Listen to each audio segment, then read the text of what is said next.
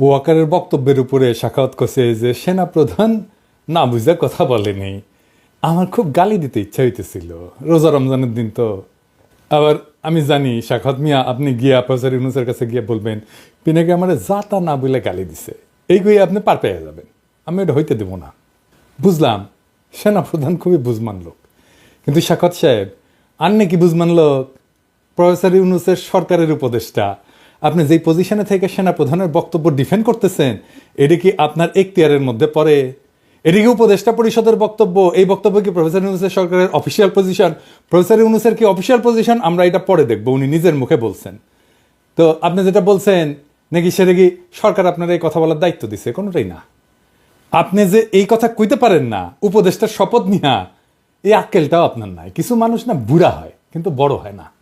আপনি বুড়া হয়েছেন, বাল পেকে তালতলায় গেছে, কিন্তু বড় হার নাই। অনুরাগ বা বিরাগের বশবর্তী হইয়া কাজ করবেন নাই, শপথ নিয়ে উপদেষ্টা হয়েছেন। আপনার তো অনুরাগ আছে ওয়াকারের ব্যাপারে। ওয়াকার যখন ক্যাপ্টেন সেই ক্যাপ্টেন ওয়াকার 1991 থেকে 92 সালে বান্দরবনে 69 পদাতিক ডিভিশনের স্টাফ ক্যাপ্টেন ছিল। তখন আপনি ব্রিগেডিয়ার সাখাওয়াত ব্রিগেড কমান্ডার ছিলেন। উপদেষ্টা হিসেবে সাখাওয়াতের নাম আছে কেঙ্কে করে জানেন? ওয়াকারের কাছ থেকে। ছাত্ররা সাখাওয়াতের নাম প্রস্তাব করে নাই। ওয়াকার বন্দনা সে হুদাই করে নাই। ওই এক খই দুই কামড়ে খায়, ধান্দা ছাড়া ওই এক পাও ফেলে না। এবার বুঝেছেন তো কার্তিকি কুতিবান্দা। আশা করি প্রফেসর ইউনূস উনারের ডাইকা ব্যাখ্যা চাইবেন যে কেন সেই কাম করিছে, কেন সেই কথা বলিছে। আপনার উপরে ছেড়ে দিলাম গালি না দিয়া। আপনি যদি কিছু না কন তাহলে গালিটা পরে সুদে আসলে বাকি সহ পূরণ করে দেবে ঈদের পরে। হ্যাঁ, কবে মরে টরে যায় ঠিক নেই তো, দুনিয়ায় কোনো ঋণ রাখা ঠিক না। এবার আসেন হাঙ্কের প্রিয় বিএনপি নিয়ে কথা বলি। বিএনপি নিয়ে কথা কইলে খুব সমস্যা, পিছাও ঝ্যাপে পড়ে আমার উপরে। ঝ্যাপে পড়ে লাভ নাই, ঝ্যাপে পড়তো তো আমলি গো। দুই না করলে ওই 80-র দশকে পইরা নাই। ইউটিউবারগুলোর সাথে লাগেন না। হাঙ্কারে ভিডিও যেটি যায়, যেটি দেখে উঠি আপনারা কখনো পৌঁছাতে পারবেন না, চেষ্টা করলেও পারবেন না। তাই গুড টার্মসে থাকেন। আমি তো আপনাদের দল করি না, তাই না? আপনার দলের রাজনীতি ঊর্ধ্বে তুলে ধরার দায় আমার আছে নাই তো? আপনার বিরোধী দল লাগবে না নাকি হাসিনার মতো চান আপনার বিরোধী দল না থাকুক? যাই হোক, আপনারা কি কি করতেছেন সেটা দেখাই দেওয়াটা জরুরি। আমি এটা দেখাই দিয়ে যাব, যতই ঝাঁপে পড়েন কোনো লাভ নেই। হাসিনা পলানোর পরে ইন্ডিয়া কিভাবে বাংলাদেশের সাথে শত্রুতা করতেছে তা তো আপনারা জানেন, তাই না? প্রথমে হাসিনারে জায়গা দিল, এটা তো শত্রুতা। তারপরে একে একে সব গুন্ডা পান্ডা সমস্ত আওয়ামী দুর্বৃত্তদের জায়গা দিল, তাই না? এটাও তো একটা শত্রুতা। এই দেখেন নকিব আশরাফ চৌধুরী ইন্ডিয়ায় গেছে, বলতেছে 20 ফেব্রুয়ারিতে গেছে, সেই ছাত্রদের আন্দোলনে দমাইতে অস্ত্র হাতে দমাইতে চাইছিল। সে নাকি দেশেই ছিল 20 ফেব্রুয়ারি পর্যন্ত। আবার ছবি দিছে ঢাকার সেরাটনে, জানি না এটা ঢাকার সেরাটন কিনা, আবার এই টাইমের ছবি কিনা। আওয়ামী যাওরা তো আগেকার ছবি এখনকার বইলে চালাইতে পারে। যাই হোক, এটা ছোট মাল, কিন্তু ওরে ওর প্রাপ্যটা বুঝাই দিতে হবে। থোক কলকাতাতেই বুঝা দেওয়া যাবে, খাড়া তুই। তারপরে দেখেছেন বিজেপির সাথে কি খাতির দেখেছেন? দেখেন, আবার দেখেন মসজিদে গেছে, এক হাতে আবার সুতা পিন দিছে, অসাম্প্রদায়িক, বুঝে চাও? তারপরে দেখেন এই যে পানি ছেড়া ডুবাই দিল আমাদের। এরপরে আনসাররা আন্দোলন শুরু করলো, ইসকনরে দিয়া হিন্দুদের উস্কাইলো, খুনাগুনি পর্যন্ত হইলো। তারপরে শুরু করলো ক্যাম্পেইন, সাংস্কৃতিক প্রোগ্রাম করতে দিতেছে না, নারীদের ফুটবল খেলতে দিতেছে না। আজ আবার দেখলাম মহিলাদের সিগারেট খেতে দিতেছে না। এই ক্যাম্পেইন একের পর এক গ্রুপ দল তাদের দাবি দেওয়া নিয়ে মাঠে নামলো। একটাই উদ্দেশ্য, প্রফেসর ইউনূসের সরকার ব্যর্থ এটা প্রমাণ করা। যেই দেশে পুরা পুলিশ বাহিনী ভয়ে পলায় যায়, যেই দেশে পতিত স্বৈরাচারের পান্ডারা প্রকাশ্যেই বলে আমরা যেই শহরের দিনে ঘুরতে পারি না সেই শহরে রাতে কাউরে ঘুমাইতে দিব না। শুনেন, আমাদের কথা স্পষ্ট, যেই রাজধানীতে আমাদের মানুষ শান্তিপূর্ণভাবে দিনে ঘুরতে পারবে না, চলতে পারবে না, সেই রাজধানীর মানুষ রাতে ঘুমাতে পারবে না। আমরা সেইভাবে আমাদের তৈরি করে নিছি। আমাদের ডিসিশন, আমাদের মূল ব্যক্তি, আমাদের নেত্রী যেভাবে এখানে সাজেশন করবে, আমরা পরামর্শ কর্মে আমাদের যেখানে যার সাথে আলোচনা দরকার সেইটা করব। যে পতিত ফ্যাসিস্ট নিজে নির্দেশ দেয়, যেই হাত দিয়া 32 নম্বর ভাঙিছে সেই হাতের এমন অবস্থা করে দেওয়া হয় যেন সারা জীবন মনে থাকে। শুনেন হাসিনার কথাই। 32 নম্বর যে হাত দিয়ে হাতুড়ি পিঠে ভেঙেছে আর ওই ট্রাক্টর চালিয়েছে, তাদের ওই হাত চিরদিনের মতো এমন করে দিতে হবে যেন প্রতি মুহূর্তে হাতের দিকে তাকিয়ে এটা যেন মনে করে যে এই হাত দিয়ে 32 নম্বর ভেঙেছে। এটা পারবে কি তোমরা? সেটা আমাকে বলো, এবং সেটা আমি চাই। সকলের ছবি আছে, খুঁজে খুঁজে বের করো কে কোথায় আছে। বেঁচে থাকবে সারা জীবন আর ওই হাত দেখবে, এটাই আমি চাই, আর কিছু চাই না।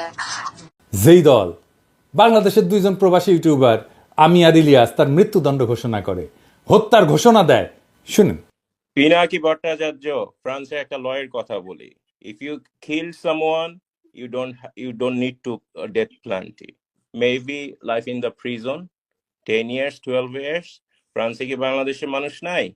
পিনাকির মতন একটা কুকুর এই ধরনের কাজ করে যাবে আর বাংলাদেশের মানুষ এখানে বসে আছে? অ্যাসাইলাম মারা একটা কুকুর এখানে বসে আছে। এই কুকুরটার গলা কাইটা যদি এখানে কোনো মানুষের ডেথ পেনাল্টি হবে না, life in the prison. I am challenging. Hey, guys. I'm sorry. ইসলাম যদি আমাকে অ্যালাউ করতো কাউকে খুন করা, 1 নম্বরে আমি খুন করতাম, দিস গোয়িং টু লাইফ, 1 নম্বরে আমি খুন করতাম ওই ইয়েকে, কি বলে, ইলিয়াসকে। Is another talented but very deeply rooted within the wrong process, and this Hasanat guy. যেই দল পেশাদার ডাকাত ভাড়া করে ঢাকায় ডাকাতি করে যেন নগরবাসীর মনে আতঙ্ক ছড়ায়, তাইলে এটা কিরকম অবস্থার মধ্যে আছে সরকার সেটা চিন্তা করে। সারা দেশে আতঙ্ক তৈরি করা হইলো, অপরাধ বাড়তেছে, বাংলাদেশ নিরাপদ না। প্রফেসর ইউনূস বলছে যে অপরাধ বাড়ে নাই, কথাটা সর্বাংশে সত্য না স্যার। ছিনতাই আর ডাকাতি দস্যুতা করলে বেচছে, আর সাধারণ মানুষ নিরাপত্তাহীন বোধ করতেছে। আর এটাই চাইতেছে আওয়ামী লীগ, এটাই চাইতেছে ইন্ডিয়া। সামাজিক যোগাযোগ মাধ্যমে ফেসবুকে কিছু আইডি থেকে, পেজ থেকে ধর্ষণ, ছিনতাই, ডাকাতির বিষয়ে গুজব ছড়ানো হইতেছে পুরনো ভিডিও। ফলে মানুষের মধ্যে আতঙ্ক তৈরি হইতেছে। কোনো সূত্র ছাড়া অপরাধের মন গড়া কিছু পরিসংখ্যান সামাজিক যোগাযোগ মাধ্যমে তুলে ধরা হইতেছে। যেমন ধরেন 65 ঘন্টায় 72 ধর্ষণের ঘটনা ঘটছে, জনকণ্ঠে প্রকাশ করেছিল, ভাইরাল হয়েছিল সেই নিউজ। সেই দিনই ঢাকা শহরে কয়েকটা ঘটনা ঘটলো একের পর এক। এই জনকণ্ঠের চিফ অপারেটিং অফিসারকে জানেন? হ্যাঁ, মেজর হাফিজ, হাসিনার 1 নম্বর লেসপেন্সার। ছবি দেখেছেন? দেখেন, ডিজিএফআই ছিল, মিডিয়ার ত্রাস ছিল, দেখেছেন? এর সহকর্মী ভাবতে ক্যাঙ্কা লাগিচ্ছে মিডিয়ার লোকজন, উঠে যায় বসিছে। এবার বুঝেছেন তো জনকণ্ঠ কেনই নিউজ করে। আবার দেখবেন যে আমি কিছু কইলে জনকণ্ঠ ছেপে দেয়, সেটা ফটো কার্ড বানায়, বুঝেছাও? ওই আমারটা দেখে পাবলিক টানে, তারপর এইগুলা খিলায়, বুঝেছাও? আর কি পুরা ইন্ডিয়ান স্ট্যাবলিশমেন্ট মাঠে নামিছে। বিপ্লবী ছাত্র জনতাকে মব কইয়া তারা দানবায়ন করা হইতেছে। বিপ্লবী জনগণ তো ঘরে ফিরে যায় নাই। আগে দেখেন এই যে বিবিসি কইতেছে মব প্রফেসর ইউনূসকে জিজ্ঞেস করে, দেখেন 32 নম্বর নিয়ে প্রশ্ন করে, ওই কেন্দ্রে শেষ। বিবিসির কি রোল আমরা জানি না, পুরা হাসিনা আমলে হাসিনা লেসপেন্সারি করেছে। শুনেন, আরেকটা বিষয় নিয়ে অনেক আলোচনা হয়েছে, সেটা হচ্ছে যেটাকে মব বা দলবদ্ধ বিশৃঙ্খলা বলা হচ্ছে, এবং সম্প্রতি দেখা গেছে যে এই বিষয়টা যেমন গণপিটুনির একটা বিষয় দেখা গেছে। কিছুদিন আগের কথা যদি বলি, বেশ কিছু ধানমন্ডি 32 সহ বেশ সারা দেশে অনেক ভবনে ভাঙচুর হয়েছে। তো বিপ্লবী জনতাকে কেন মব বলা হইতেছে এটা একটু আমাদের বুঝে দেখা দরকার। আপনাদের মনে আছে আমি বলছিলাম যে জুলাই আগস্ট বিপ্লবকে একটা সত্যিকারের বিপ্লব হয়ে উঠতে হবে, এবং সত্যিকারের বিপ্লব হয়ে ওঠার পরে বিপ্লব বিজয়ের পরে কিছু কাজ আছে, সেই কাজটা করলে এটা বিপ্লব হয়ে উঠবে। সেই কাজটা কি? রাষ্ট্রকে পুনর্গঠন করতে হবে। তো বাংলাদেশের এক শ্রেণীর মানুষ রাজনৈতিক দল, আমি আর নাম কইলাম না, এটারে বিপ্লব বলতে চায় না। এই বিপ্লব বলতে না চাওয়াটা একটা ভয়ঙ্কর পরিকল্পনার অংশ। এটা খুব সাধারণ বিষয় না। আমি একটু খুইলা বলি, শুনেন, তাহলে বুঝবেন কি ভয়ঙ্কর পরিকল্পনা এই রাজনৈতিক দল আর এই তথাকথিত বুদ্ধিজীবীরা করেছে। মুজিবের উৎখাত কি বিপ্লব ছিল? হ্যাঁ, অবশ্যই বিপ্লব ছিল। একটা স্বৈরাচারী ব্যবস্থাকে সশস্ত্রভাবে উৎখাত করা হয়েছিল, রাষ্ট্রের চরিত্র বদলায় দেওয়া হয়েছিল। বাকশাল থেকে একদলীয় শাসন থেকে বহুদলীয় শাসনে প্রত্যাবর্তন করছিল বাংলাদেশ, ফ্যাসিবাদের কবল থেকে মুক্ত পেয়েছিল। কিন্তু ইতিহাস কি 1975 15 আগস্টকে বিপ্লব বলে অভিহিত করে? না। এই জন্যেই আগস্ট বিপ্লবের নেতাদের ফাঁসি দেওয়া গেছে, কারণ এটাকে বিপ্লব বলে স্বীকৃতি দেওয়া হয় নাই। আওয়ামী লীগ ন্যারেটিভ তৈরি করছে না জেল হত্যার, ক্যান্ডা বুক ভাষায় না। হ্যাঁ, আসেন এই প্রসঙ্গে আরেকটা বিষয় দেখি। ফরাসি বিপ্লবের কাল ছিল 1789 থেকে 1799 সাল পর্যন্ত, 10 বছরের একটা সময়কাল। প্রথমে বিপ্লবটা হয় কি, বাস্তিল দুর্গ দখল করে প্যারিসেই এবং অস্ত্র সংগ্রহ করে। আমরা জুলাই এই ধরনের কাজ করেছিলাম, এবং 1792 সালে একটা ঘটনা ঘটে, এটাকে বলা হয় সেপ্টেম্বর ম্যাসাকার। বিপ্লবী জনতা প্যারিসের কারাগারগুলোতে ঢুকে বন্দীদের গণহারে হত্যা করে, বিশেষ করে রাজতন্ত্রের প্রতি যারা আনুগত্যশীল তাদেরকে, অভিজাত ব্যক্তিদেরকে, যারা বিপ্লবের বিরুদ্ধে। এখানে জনতায় বিচারক এবং শাস্তিদাতা হয়ে উঠছিল। ধারণা করা হয় 1200 থেকে 1400 বন্দীকে হত্যা করা হয়, যাদের বেশিরভাগই ছিল রাজতন্ত্রের সমর্থক। এই যে ম্যাসাকার যখন হচ্ছিল তখন একটা সরকার কিন্তু ছিল, তারা এটা থামায় নাই, বিচারও করে নাই। কেন করে নাই? কারণ বিপ্লবী সরকার এটাকে বলতো জনগণের প্রতিরক্ষা প্রতিক্রিয়া। জেল হত্যার সাথে মিল আছে না? ফরাসি বিপ্লবের সেপ্টেম্বর ম্যাসাকারের বিচার হয় না, কারণ সেটা ছিল পার্ট অফ রেভলিউশন, বিপ্লবের একটা অংশ। আর 1975-এর জেল হত্যার বিচার হয়, 15 আগস্টের বিচার হয়, ফাঁসি হয়, কারণ এটা বিপ্লব বলে স্বীকৃতি পায় নাই। পশ্চিম যদি এসে বলে তোমরা জেলখানার মধ্যে ঢুইকা রাজনৈতিক নেতাদের মারিছো, কি খারাপ কাজ করিছো, তো ওদের কেন আমরা বলতে পারি না তোমরা ফরাসি বিপ্লবের সময় জেলে ঢুকে কি করছিলা? ওইটা ঠিক, আমারটা বেঠিক, কারণ তুমি বড় কর্তা, তোমার পাদে গন্ধ, তাই না? আজ যারা জুলাই আগস্ট বিপ্লবকে বিপ্লব বলে স্বীকার করতে চায় না, এটারে বিপ্লব বলে উপহাস করে, তারা আমাদের সন্তানদের, ছাত্রদের ভবিষ্যতে ফাঁসি দেওয়ার বন্দোবস্ত করতেছে। এটাই ইন্ডিয়ান প্ল্যান। যারা জুলাই আগস্টকে বিপ্লব বলতে চায় না, যারা আমাদের বিপ্লবী ছাত্র জনতাকে মব বলে, তারা ইন্ডিয়ান লেসপেন্সার। এদেরকে আমরা ছাড়ব না। আপনারা আমাদের মৃত্যুর পরোয়ানা লিখবেন আর আমরা আপনাদের ছাইড়া দেব ভাবছেন? কখনো না। যারা আমাদের নৈরাজ্যবাদী বলতেছেন দেশকে অশান্ত করে রাখছি, তাদের বলতেছি বিপ্লবকে সমাপ্ত করতে হবে, রাষ্ট্রকে পুনর্গঠন করতে হবে, ফ্যাসিবাদের প্রত্যাবর্তনের সম্ভাবনা বন্ধ করতে হবে, সকল গুম খুন নির্যাতন অত্যাচারের বিচার হতে হবে। ওয়াকার সাহেব, আপনি নিজে বলছিলেন না 5ই আগস্টে সব অবিচারের বিচার হবে, আপনি নিজে দায়িত্ব নিয়েছিলেন না? শুনেন, আমি আপনাদের কথা দিচ্ছি, সমস্ত হত্যা, সমস্ত অন্যায়ের বিচার আমরা করব। প্রতিটা হত্যার বিচার করা হবে, প্রতিটা অন্যায়ের বিচার হবে। আর আজ আপনি প্রফেসর ইউনূসকে আয়নাঘরে ভিজিট করতে দেন না। বিডিআরের বিচারে বলেন ফুল স্টপ, আর বলেন বিচার করতে গিয়ে ইনস্টিটিউটের যেন ক্ষতি না হয়। এক মুখে দুই কথা কেন জাতি জানতে চায়? 1971-এর 16 ডিসেম্বরের পরে অসংখ্য মানুষকে ধরে ধরে হত্যা করা হয়। কাদের সিদ্দিকী প্রকাশ্যে বেয়নেট দিয়ে খুশিয়া স্টেডিয়ামে হত্যা করে কয়েকজনকে। কাদের সিদ্দিকীর শাস্তি হয়েছিল? হয় নাই। মামলা হয়েছিল? হয় নাই। নাসিরউদ্দিন ইউসুফ বাচ্চু খুব কালচার করে, 19 ডিসেম্বর এই লোকরে হত্যার নির্দেশ দিয়েছিল, ধরে আছে না, তাকে হত্যা করা হয়। সে নাকি বুদ্ধিজীবী হত্যায় যুক্ত ছিল। শাস্তি হয়েছে নাসিরউদ্দিন ইউসুফে? হয় নাই। মামলা হয়েছে? হয় নাই। কেন হয় নাই? কারণ 1971 রাষ্ট্র বিপ্লব হিসেবে স্বীকৃতি পাইছে। জনগণ সার্বভৌম ক্ষমতার অধিকারী। সেই জনগণ যখন তার ক্ষমতা রিক্লেম করে, দখল করে, তখন সেই আইন, সেই রাষ্ট্র হয়ে যায়। এটাই বিপ্লব। এইটারে বিপ্লব বলে স্বীকার করতে চায় না যারা, তাদের কারণেই জুলাই আগস্ট বিপ্লবে পুলিশ হত্যার বিচারের কথা আসতেছে আজকে। এর জন্য দায়ী সকল বিপ্লব বিরোধী বুদ্ধিজীবীরা, যারা আমাদের মৃত্যু পরোয়ানা লিখতেছে। আমাদের মব ডাকা বন্ধ করতে হবে, না হলে বিপ্লবী ছাত্র জনতা ঘরে ফিরবে না, ফিরাইতে পারবেন না, আপনি দেশকে শান্তও করতে পারবেন না। জনগণ তার সার্বভৌমত্ব প্রকাশ করার জন্য জনপরিসরে অস্ত্র ধারণ করে বা প্রতীকী কোনো বস্তুর মাধ্যমে নিজেদের শক্তি জাহির করার উদাহরণ আছে ইতিহাসে, নানা জায়গায়, নানা দেশে এটা দেখা গেছে। রোমান রিপাবলিকে পপুলার অ্যাসেম্বলি ছিল, এইখানে জনগণ সমাবেশে জড়ো হইতো, অস্ত্রসহ নিজেদের শক্তি প্রদর্শন করত এবং নিজেদের মতামত জাহির করত। রোমান প্লেবিয়ানরা অস্ত্রসজ্জিত হয়ে রোমের ফোরামে সমবেত হইত। লেনিনের বলশেভিক বিপ্লবের পরে কৃষক শ্রমিক মিলিশিয়ারা প্রকাশ্যে সন্দেহভাজন প্রতিপক্ষদের হত্যা করছে। আদালতের আনুষ্ঠানিকতা ছাড়াই জনতার শত্রুদের উপরে গণ আদালত বসায় মৃত্যুদণ্ড কার্যকর করা হয়েছে। বিদ্রোহীদের দমন করতে এবং নিজেদের ক্ষমতা প্রতিষ্ঠিত করতে বলশেভিকরা ব্যাপক মাত্রায় গণপ্রতিশোধ নিছিল। আমরা এখনো নেই নাই। আমাদেরকে এটা নিতে বাধ্য কইরেন না। সিনেম মাও সেতুংয়ের নেতৃত্বে বিপ্লবী লাল রক্ষীরা শ্রেণীশত্রুদের প্রকাশ্যে অপমান, নির্যাতন, হত্যা করত। এইটাতে রাষ্ট্রীয় অনুমোদন থাকলেও স্থানীয় পর্যায়ে বহু ঘটনায় জনতা নিজের হাতে আইন তুলে নিছিল। আমরা কি এই কাজ করেছি? করি নাই। তাই সাবধান করে দিচ্ছি, মব ডাকা বন্ধ করেন। ওয়াকার সাহেব, প্রফেসর ইউনূস আপনার বক্তব্য এন্ডোর্স করে নাই। সাখাওয়াত যে ওয়াকারের বক্তব্য এন্ডোর্স করছেন, সাখাওয়াত সাহেব এটা দেখেন, বিবিসিতে কি বলছে প্রফেসর ইউনূস, শুনেন। আপনি নিশ্চয়ই জানেন যে সম্প্রতি সেনাপ্রধান একটি বক্তব্য দিয়েছেন, যেখানে তিনি বলেছেন যে অনেক বিষয়ে তিনি এবং আপনি একমত। তার মধ্যে তার একটি বক্তব্য ছিল যে সবাই একসাথে কাজ না করতে পারলে বাংলাদেশের স্বাধীনতা এবং সার্বভৌমত্ব হুমকির মুখে পড়বে বা এটা বিপন্ন হতে পারে। আপনি কি এই বক্তব্যের সাথে একমত? এটা ওনার বক্তব্য, উনি বলবেন। এটা আমার ওনাকে এন্ডোর্স করা না করার বিষয় না এটা। তো আকাশ সাহেব, হুদাই প্রফেসর ইউনূস আমার সাথে একমত হয়েছে বলে যে পাঙ্গা নিছিলেন, এখন কেমন লাগে? ওইটা শুনান তো এডিটর সাহেব কি বলছিল বক্তিমায় যায় ও আকাশ সাহেব। আমরা দেশে একটা ফ্রি ফেয়ার অ্যান্ড ইনক্লুসিভ একটা ইলেকশনের জন্য দিকে ধাবিত হচ্ছে, এবং তার আগে যে সমস্ত সংস্কার করা প্রয়োজন অবশ্যই সরকার সেদিকে খেয়াল করবেন।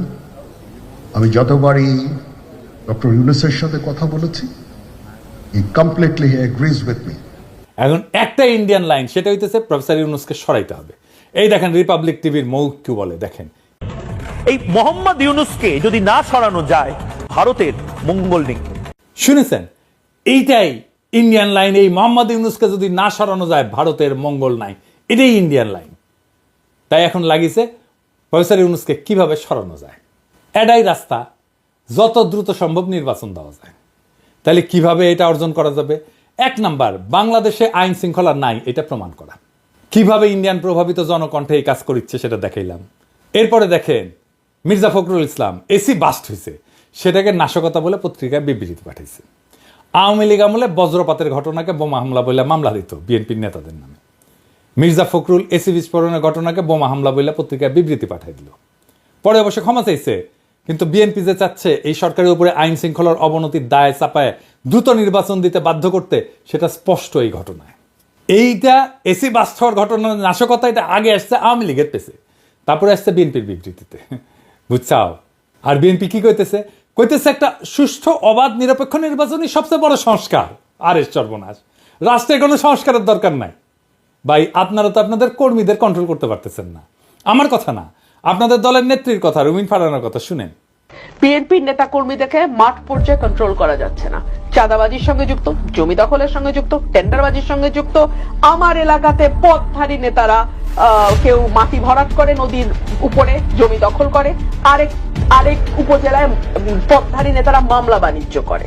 তো কন্ট্রোল করা তো যাচ্ছে না। কেন্দ্রে খবর পাঠানো হয়েছে, কেন্দ্র কোনো অ্যাকশন নেয় নাই। কইতেছে মাঠ পর্যায়ে কন্ট্রোল করা যাচ্ছে না কর্মীদের, কেন্দ্রে জানায় কোনো লাভ হচ্ছে না। আপনারা রাষ্ট্রের দায়িত্ব পেলে কি দুর্বিষহ অবস্থা হবে আপনারাই বলেন।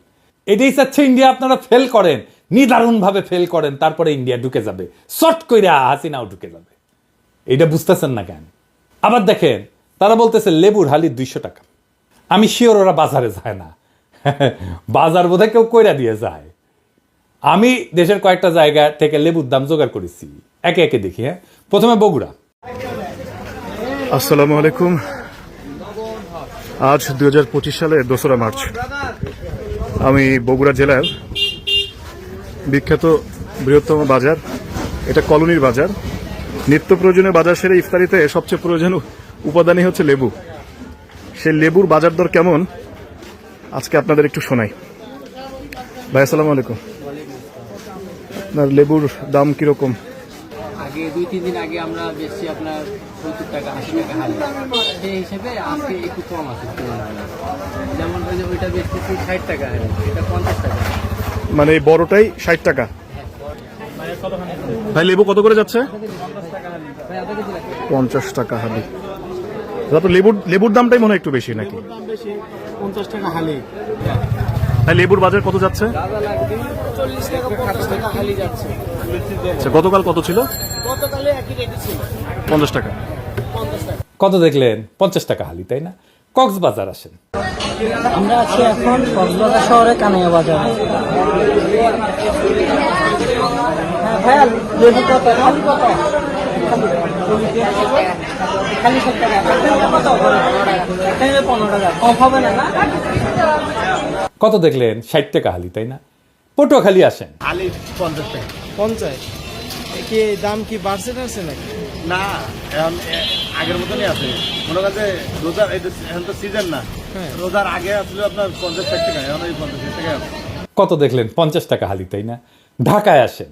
মা মরিচ কত? 250 গ্রাম 25 টাকা। আর বেগুন? বেগুন 70 টাকা। এই লেবুগুলো কত? লেবুর হালি কত? লেবু 60 টাকা হালি, দিলে 50 টাকা হালি। কত দেখলেন? 50 টাকা হালি, তাই না? যশোরে আসেন। বর্তমান দেশি লেবু বাজারে আর না আসার কারণে দেশি লেবুর একটু দাম বেশি। আমাদের বর্তমানে কিনা লাগতেছে দেশি লেবু আপনার 1700 থেকে 1800 টাকার শোয়া, আমরা এখন বেচতেছি 20 টাকা পিস, অর্থাৎ এক হালি বেচতেছি 70 অথবা 80 টাকা। একটু বেশি দাম 80 টাকা হালি, কিন্তু 200 টাকা তো না। তাইলে বলেন এত বড় একটা সবচেয়ে বড় রাজনৈতিক দল লেবুর দাম 200 টাকা হালি কিভাবে বলে? কি বার্তা দিতে চায়? কালবেলার রেফারেন্স দিচ্ছে। কালবেলা কার পত্রিকা? সন্তোষ শর্মার পত্রিকা। তো এই সন্তোষ শর্মা ইলিয়াসের ভিডিওতে দেখছেন সে কে? পুরা রয়্যাল লোক। তাইলে এইটা যে ইন্ডিয়ান একটা পরিকল্পনা প্রফেসর ইউনূসকে সরায় দেওয়ার, তাতে কোনো সন্দেহ আছে? বিচারের ভার আপনাদের উপরে দিলাম। বাংলাদেশে ইন্ডিয়ান প্ল্যান বাস্তবায়ন করা যাবে না, ফুল স্টপ। এই পুরান দিনের পলিটিশিয়ানরা অনেক কিছুই বুঝতে চাইতেছেন না। বুঝতে চাইতেছেন না তরুণদের স্লোগান, বুঝতে চাইতেছেন না বারুদের বিরুদ্ধে জ্বলে ওঠা গ্রাফিতি আর জুলাইয়ের দেওয়াল লিখন, কিন্তু তারা ঠিকই খুঁজে নিচ্ছে পরিত্যক্ত আস্তাবল, হাসিনার ব্যবহৃত সহিস, যাতে দিল্লির ঘোড়ায় চেপা দ্রুত পুরনো বন্দোবস্ত রাষ্ট্র করা যায়। দুনিয়া এবং আখেরাতের কসম, যারা দাখিল হয়েছে বর্ষা বিপ্লবে, রুহানি প্লাবনে কেটেছে সাঁতার, তারা জানে বঙ্গীয় বদ্বীপের সত্য সুন্দর নতুন ভবিষ্যৎ নির্মাণের ভাষা কি। সেইটা ইনকিলাব, বিপ্লব, ইনকিলাব জিন্দাবাদ।